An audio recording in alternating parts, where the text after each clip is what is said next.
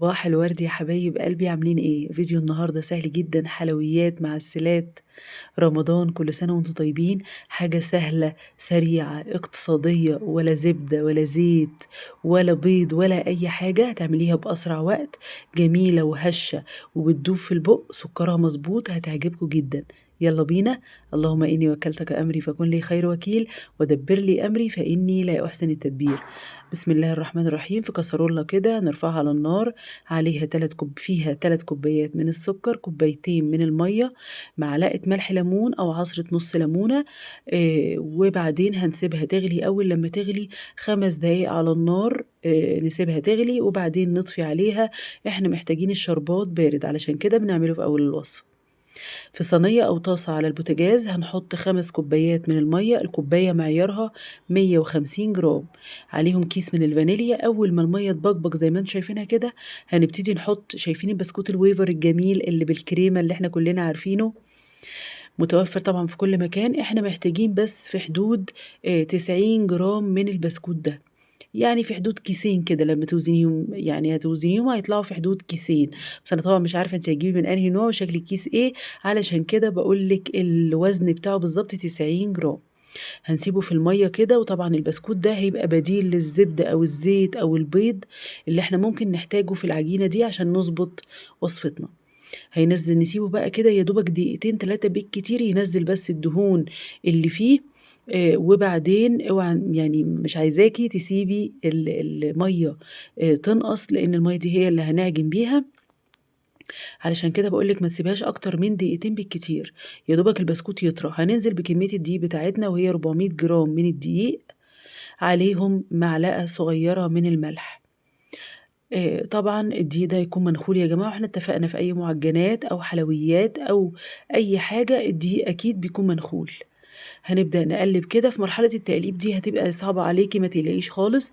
أهم حاجة إن الدقيق بتاعِك يتشرب السوايل اللي فيه، ما تقلقيش خالص. شكل العجينة ما يخوّفكيش، تقولي مش ملمومة، تقولي لأ ده هتحتاج مَيّة، لأ لمّي للآخر، هي مش هتحتاج مَيّة تمامًا. الكمية مضبوطة، المقادير مضبوطة جدًا، تمام؟ أنا قايله لِك كل حاجة بالجرام، مش حاطين بيض مثلًا عشان نختلف في كمية الدقيق، مش حاطين أي حاجة، لكن أنتِ قلّبي بس كويس. وطبعًا زي ما قُلت لِك ما تسيبيش المَيّة تغلي كتير مع البسكوت، عشان المَيّة ما تأثّرش وتقِل ونضطر نحتاج مَيّة. ده يا دوبك بس أنتِ بتسيبيها دقيقتين، يا دوبك البسكوت يطرى مش أكتر. وأنتِ بتقلّبي الدقيق، بُصّي هو كده أنتِ مش هتحتاجي أبدًا دقيق. بيتهيأ لِك في اللحظة دي إن أنتِ هتحتاجي، لأ، مجرد ما تقلّبي كويس وأنتِ على النار هتلاقي الدقيق بتاعِك بدأ يطرى. وبعدين كل شكل العجينة اللي أنتِ خايفة منه ده هنرفعه بقى على مكان العمل بتاعنا، أو على الرخامة بتاعتِك أو المكان اللي بتشتغلي فيه، وتبدئي بقى تضبّطي عجينتِك بإيدِك، وهي دي اللي هتضبّط الوصفة. ما تخافيش أبدًا وأنتِ شغّالة على البوتاجاز من شكل العجينة. طبعًا أنا عمّالة أضرب فيها بحيث إن أي تكتُّلات من الدقيق أو من البسكوت تدوب جوّه العجينة. ما فيش أي مشكلة، أنا باحاول أدوّبها بس، علشان طبعًا وأنتِ بتدوّبيها في السخونة بتبقى أسهل وأسرع من إنِّك تدوّبيها على البارد. فبنهرس أي تكتلات في بُصّي أنا كده نزلت بعجينتي على بقى السطح اللي أنا شغّالة عليه. بُصّي في كُتل من البسكوت، كل ده طري معاكِ، ما فيش أي مشكلة خالص. كل العجينة دي معلش هي بتبقى سخنة كده شوية في الأول، بس دي أهم خطوة يا جماعة في الوصفة. خدمة العجينة في المرحلة دي هي اللي هتضبط لِك العجينة بتاعتِك والوصفة بتاعتِك.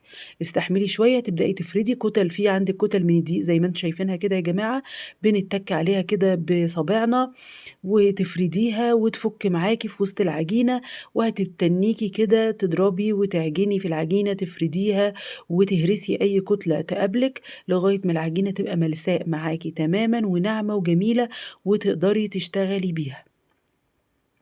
هافضل كده زي ما أنتم شايفين أنا باورّيكم، جايبة لكم كل الخطوات، معلش لو طوّلت عليكم عشان أأكد لِك إن أهم خطوة في الوصفة هنا هي العجن أو مرحلة الفرد اللي أنا بافردها دي. بُصّي بيقابلِك كُتل من الدقيق، ما تخافيش أبدًا، هتفُك معاكِ وتخش جوّه العجينة. العجينة سهلة أوي يا جماعة، سهلة في العجن، سهلة في التشكيل، يعني جميلة فعلًا. وصفة سهلة أوي، مش عايزة أقول لِك شِبه ما فيش مكونات، يعني كيسين مثلًا من البسكوت دول بمبلغ بسيط ما فيش يعني ب10 جنيه ويمكن أقل كمان.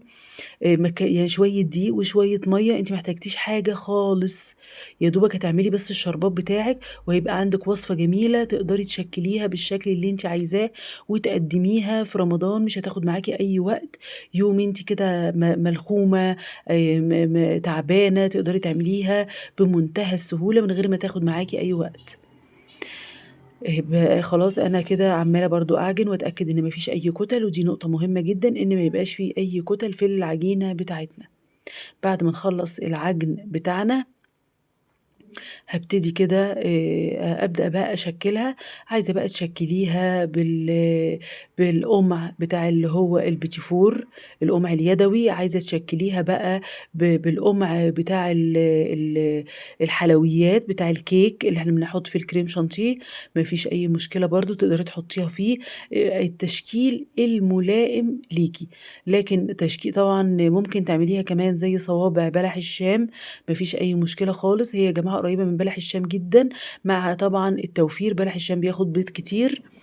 هنا أنا باشكّلها كده على شكل دايرة، وده الشكل اللي أنا اخترته، ممكن تختاري أي شكل، زي ما قُلت لِك ممكن تعمليها صوابع، ممكن تعمليها كده قطعة كده على بعضيها روزيتات كده، ما فيش برضه أي مشكلة، كل اللي أنتِ عايزاه ممكن تشكّليه، ابدعي في التشكيل بتاعِك، براحتك خالص.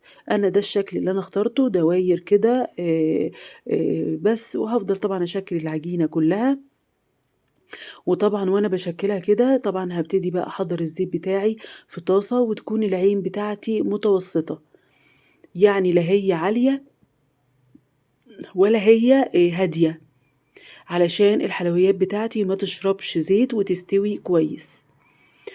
لمّا بتبقى عالية أوي بتاخد لون بسرعة وبتبقى عجينة من جوّه، ولمّا تبقى هادية أوي هتنشف منِّك جدًا، جدًا، جدًا.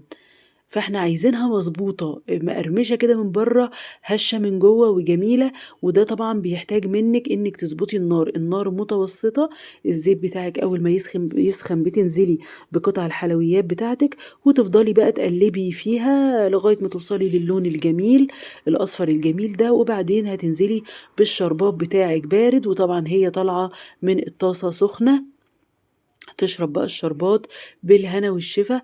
حلويات سهلة جدًا يا جماعة هتعجبكم، اعتمدوها دايمًا في رمضان، أنتِ مش محتاجة خالص أي مكونات تمامًا، وفّري الزيت، وفّري الزبدة، وفّري البيض، واعملي الحلويات دي هتعجب الولاد جدًا، وبإذن الله لو وصلتِ معايا لغاية هنا وعجبتِك الوصفة، يا ريت تعملي لي لايك.